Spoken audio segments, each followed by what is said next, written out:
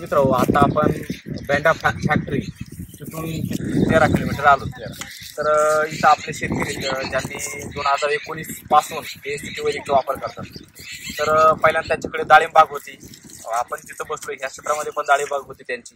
त्याचबरोबर मागं पण त्यांची डाळिंब बाग आहे आणि सध्या त्यांनी कांदा पिकासाठी AST वैदिक शेड्यूल फॉलो केलेले. तर आज आपण त्यांच्याकडून जाणून घेणार आहोत की त्यांचा AST वैदिकमध्ये काय अनुभव आहे. तर सर्वप्रथम आपण त्यांचा परिचय जाणून घेऊ. नमस्कार सर. नमस्कार. तुमचं नाव आणि पत्ता सांगा. मी सुदर्शन नारायण काळे, मुक्काम पोस्ट तेलगुगाव, तालुका नेवासा, जिल्हा अहमदनगर. बरं. तर आता इथं कांद्याचं किती क्षेत्र होतं? ते 1.5 एकर क्षेत्र. 1.5 एकर क्षेत्र आहे. बरं, आता तुम्ही एकंदरीत कांदा काढणीचं काम तुम्ही कधी झाले, कधी काढला कांदा हा? याला साधारण 15 दिवस झाले कांदा. 15 दिवस झाले. साईज जर पाहिली तर काय यंदा किती उत्पन्न निघले, काय अनुभव आहे तुमचा कांद्याविषयी? साईज मध्ये एवढी भारी साईज मिळाली त्या कांद्याचा आहे ना, 1 फुटापर्यंत आपल्याला घेर मिळाला. घेर सापडला 1 फुटापर्यंत. म्हणजे हा जर घेर तुम्ही जर सरळ केला ते पण तर तो 1 फुटाचा होता. आमच्याकडे फोटो पण त्याचे फोटो पण आहे तुमच्याकडे. म्हणजे एवढी साईज झाली पहिल्यांदा झाली. बरं. आता तुम्ही 2019ला जे काही डाळिंब केले होते तर ते किती झाडं होती? ते 640 झाडं होते. 26 जानेवारी 14ची लागवड होती. बरं. आणि माननीय श्री राम सर सुद्धा तुमच्या प्लॉटमध्ये आलेले 7 जून 2019. बरोबर आहे. तर त्यांचे पण पावले या मातीला लागलेले. 100%. बरोबर आहे. तर तेव्हा किती झाडं होते आणि किती माल दिला होता, किती पैसे झाले? तर आदरणीय राम सरांची त्या वर्षी भेट झाली 7 जून 2019ला.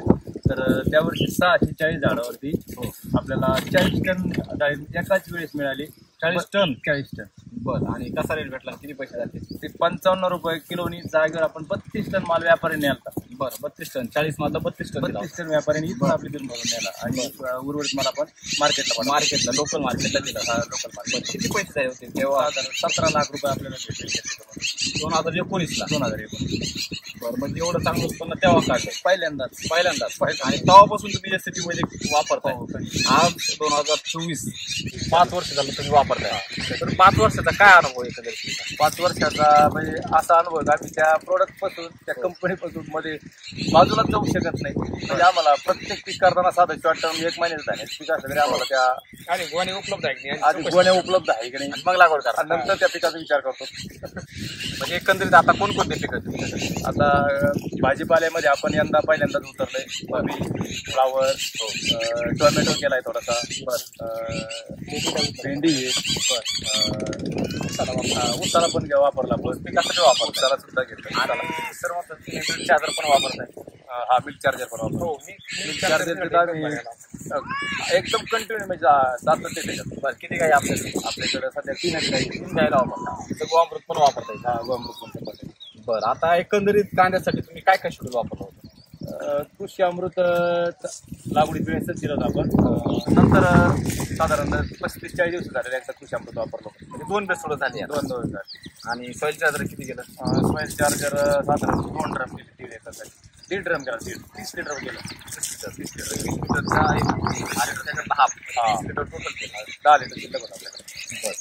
आणि फवारण्या वगैरे? फवारण्या केल्या ना आपल्या कंपनीचे आपल्याच फवारण्या? बाकी नाही. बरं. आता एकंदरीत हा जो कांदा आहे 1.5 एकर कांदा होता, किती उत्पन्न निघेल याचा? साधारण 30 टनाची अपेक्षा आहे आपल्याला. 30 टन. 100% 30 प्लस व्हायला पाहिजे. 30 प्लस 1.5 एकर मध्ये. म्हणजे एकरी 20 टन उत्पन्न काढत तुम्ही कांद्याचं? सहज निघाल. मोजून झालेला आहे कांदा. गाडीमध्ये 5-5 क्विंटलची कॅप आमचे मोजून आहेत आम्हाला परफेक्ट माहिती. म्हणजे 1 कॅरेट किती भरते? साधारण 23 किलो कॅरेट भरते. 1 कॅरेट 23 किलो. एवढं वजन याचं? हो. नाही, वावळा करता 23 धरतो. 23 किलो. 24-25 किलो. 23 किलो आवड करायचं. 23 किलो आवरेज बघा. आता एकंदरीत तुम्ही इथून मागं म्हणजे आजूबाजूचे शेतकरी ते पण कांदा करत असतील, तर त्यांच्या कांद्यामध्ये तुमच्या कांद्यामध्ये काय फरक? आपल्या कांद्याची पातीची काळोखी सुरुवातीपासून शेवटपर्यंत कांदा काढायला आलाय असं कोणाला वाटत नव्हतं. म्हणजे काळोखीगार होती. 100% टिकून राहील कांदा काढेपर्यंत. म्हणजे कापून टाकल्यानंतर सुद्धा ती पात हिरवी राहील 4-5 दिवस. डोळ्याला असं होईल एवढी ताकद होती त्याच्यामध्ये. आज जर कांद्याची साईज जर पाहिली तर हे बघा ना, डायरेक्ट नारळावर दिसतोय कांदा. आणि आकार पण त्याचा चांगला आहे. आज कोणता तरी कांदा उचलला तर बघा ना. काय आहे साईज? आता सध्या एकंदरीत जर पाहिलं तर तुमचा कांदा पिकामध्ये खूप चांगला अनुभव आहे. आता माग बघतोय आपण आरस लावल्यासारखा कांदा लागले नाही. आता आपली डाळिंब बाग आहे मागे, तर त्याचा काय अनुभव आहे? डाळिंब बागात तर खूपच म्हणजे मोलाचा वाटा आहे आता कृषी अमृत सारख्या प्रॉडक्टचा. बरं, त्याला काय काय वापरलं डाळिंबाला? पूर्ण RNPH 2 पिशव्या गेल्या त्या दोनदा दिलं नाही बेसरला देत आपण बेसरला दिलं. मध्ये 15 गुंठे शेपू पण केला होता. शेपूचा असा अनुभव होता सर. साधारण 15 सप्टेंबरला आपण शेपू पेरला होता. काही येतो कोपऱ्यात जुने डाळिंब जे होते ना, डाळिंब मोडले, कपाशी लागवड हुकली, लाल कांदा हुकला. आता इथं काय करायचं? मग शेपूची लागवड केली. त्या शेपू लागवडमध्ये आपण पाऊस तर खूप जोरात चालू होता आता. म्हणजे आपल्याला संधीच नव्हती देत असं माशिकाच्या. बरोबर. कृषी अमृत कसं ते फेकलं. शेपूमध्ये आपण पहिल्यांदाच प्रयोग करीत होतो. त्याच्यामध्ये दाट पातळ कशा पद्धतीने करायचं हे पण माहित नव्हतं. आपण पेरला, त्या 9 काकरे पेरल्या, त्याच्यापैकी फक्त 3च उगाले. बरं, त्या 3 उगाल्या, पण त्या 3 काकरीने त्या कृषी अमृतने एवढं त्याचं चीज करून दिलं ना, साधारण 8 ते 10 गुंठ्यात आपल्याला 70,000 रुपये उत्पन्न भेटलं. 10 गुंठ्यात 10 गुंठ्यात 50 रुपये किलो लावायचा. 50 आणि रुपये इतकं लोक बळवड्याची ती पिशे घ्यायला, ते पिशवे आहेत ना, असे डोक्यावर घेऊन उभे असायचे. शेवगाला कोपायला. खरीददार व्यापारी खरीददार डोक्यावर घेऊन 10 गुंठ्यात सर 70,000 10 गुंठ्यात केले. आज टॅमॅटोचे ते होते काय? 60 दिवसामध्ये माल फक्त मार्केटला जाऊ. माल फक्त मार्केटला जाईपर्यंत उशीर लागायचा. व्यापारी उभेच. व्यापारी उभे. भाजी ना अशी पूर्ण गोल केली का, सोडली का परत उभी व्हायची. सुकत नव्हती पाहिजे. दिवसभर बाजारात जरी राहिली तरी भाजी सुकत नव्हती. उन्हामध्ये जर ठेवले तरी अजिबात सुकत नव्हती. एवढी क्वालिटी होती. तेवढी क्वालिटी. आता कांद्यामध्ये बघा ना, वाट पाहिजे घर आहे. वाट पाहिजे अक्षर. व्यापारी वाट बघा. वाट पाहिजे. ती भाजीवाली कुठे आहे? ही गाडी आहे ना, लाल गाडी. गाडी गेली का त्या गाडीवाले ते माल घ्या म्हणजे टाकून. म्हणजे गाडी घेऊन जातो मार्केट. हा, कोकणात माल जर घेतला ना, शेवगा, भेंडा. म्हणजे मार्केट आहे भेंडा फॅक्टरी. आता हे कांदा जर पाहिला तर बघा ना, ह्याच्यात पूर्ण घर भरलेलं आहे सर. आणि कांद्याची जर वजन जर पाहिलं तर एकदम वजनदार कांदा आहे. 300 ग्रॅम पर्यंत भरू शकतो. आरामशीर भरलेलं आहे वजन बघा याचं. आणि सगळ्यात महत्वाचं याचा शेप जर पाहिलं तर पूर्ण गोलाकार आहे. आणि ते पण महत्वाचं ना, असं दुबाळ काय वगैरे असं काही दिसत नाही. अजिबात नाही. कोणता जरी कांदा घेतला किती दिवस ठेवानी छाडणार आहे का? अजिबात. असा घर भरलेला जर असला कांदा तुम्ही चाळीमध्ये जरी ठेवला तर तुम्हाला काय होतं कळत ना. कमी कमी 4 ते 5 महिन्याला काही व्हायला काहीच नाही व्हायला पाहिजे. तुम्ही जर 100% अमृत जेल वगैरे किंवा अमृत 100% मध्ये केलं ना, वर्षभर ठेवा कांदा, एक बी कांदा नाही खायचा. आता एकंदरीत भरपूर कांदा उत्पादक शेतकरी त्यांना तुम्ही काय सांगा? त्या कांदा पिकातून जर काहीतरी मिळायचं असलं आपल्याला, म्हणजे पैशासाठी अर्थाच्या वाढण्यासाठी, तर निश्चित स्वरूपात एसटी वैद्यकीयचा उपयोग केलाच पाहिजे प्रत्येक पिकासाठी. आता खर्च कमी. खर्च कमी म्हणजे रोग किडीचा अटॅकच झाला नाही आपल्याला. बरोबर आहे. म्हणजे रोगासाठी काम करायची गरजच नाही, खर्चच नाही ना. सरचं तेच वाक्य आम्हाला पहिल्यापासून आवडत आहे. त्यांनी एक उदाहरण द्यायचं, मी शेवगाला त्यांचा एक कार्यक्रम अटेंड केला. अंधार काय आहे तर प्रकाशाचा अभाव. मला ते वाक्य आज आठवते त्याचं. बरोबर आहे. रोगाला अस्तित्व आहे स्वतः. अजिबात. तसंच आहे तुमच्या काय सरांनी सांगितलं ते अंधाराला अस्तित्व आहे का? अजिबात अस्तित्वच नाहीये. तुम्ही प्रकाश केला की अंतर काय होणार आहे? दूर होणार आहे. तसंच आहे, जर तुम्ही कमजोरी जर दूर केली तर रोग काय होणार आहे? आपोआप 100% नाहीच होणार आहे. त्यासाठी आम्ही काय करतो की आम्ही शेतकऱ्यांना सांगतो तुम्ही रोगावर काम न करता कमजोरीवर काम करा.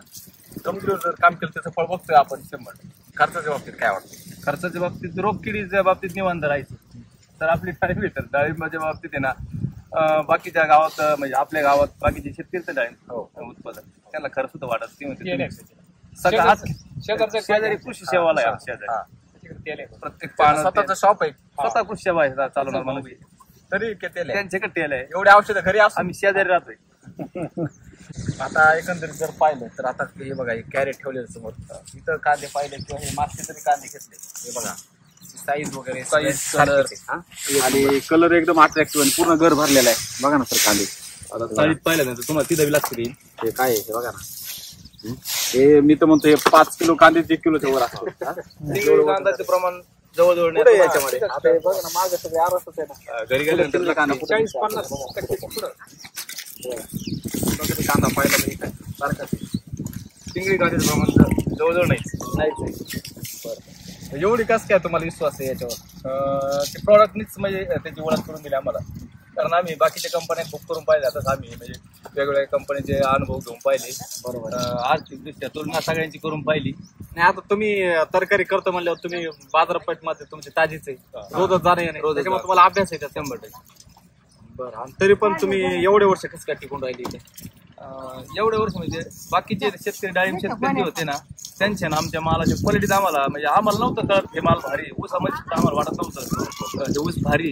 तर त्यावेळेस लोकांनी पाहिलं का जे अनुभवी शेतकरी, जुने शेतकरी, त्यांनी सांगितले ऊस त्याला काय केलं. आम्ही फक्त सुरुवातीला उत्पन्न वाढीची हिशोबाने कुठंतरी काहीतरी ऐकायचं म्हणून राम सरची थोडी माहिती भेटली युट्यूबला बघून. परिसरात कुठं जरी असले ना सरांचे कार्यक्रम आम्ही ऍडजस्ट करतो आणि एवढा विश्वास ठेवला त्याच्यावर, तर ते फळ पण दिला मग त्या कंपनी म्हणजे. आधी तर काय अनुभव आहे तुमचा, सांगा ना अनुभव कसा आहे कांदा? त्या गोण्यानेच बारीक पीक येऊ राहिलं. बरं, कधीपासून वापरताय तुम्ही काय? बऱ्याच नाही दिवसाच वापरतो. बरं, आता कांद्याला काय वापरलेलं आहे? हेच वापरतात काय हेच वापरतो. दुसरं काहीच नाही? दुसरं काहीच नाही. काळं काळं करते. मला नाही म्हणते. बरं, आता एकदा तुम्ही काय सांगा, आता तुमच्या भागात भरपूर शेतकरी, त्यांना काय सांगाल तुम्ही?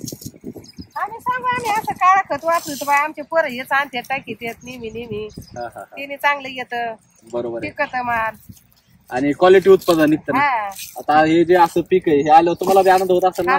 हा? मत होत नाही तर कसं आहे कलर हे पिकव माल आणि वजन बघा नाही पूर्ण घर भरलेला आहे ना. हा घर कांदा तुम्ही हातात जरी पडला तरी पाणी निघून घ्यायचं. नाही नाही जर पाणी नसेल तर सडेल का? नाही. तुम्हाला इथं मार्गदर्शन कोण करतं? आम्हाला मार्गदर्शन इथं कोकणाचे पांडुरंग ॲग्रोचे काय महेश शिंदे सर करतात. तुमचं नाव आणि माहिती केंद्राचं नाव नंबर सांगा. माझं नाव महेश विक्रम शिंदे. आपलं शॉप पांडुरंग ॲग्रो या नावाने कोकण या ठिकाणी आहे. माझा मोबाईल नंबर आहे 86 055 28 739. धन्यवाद सर.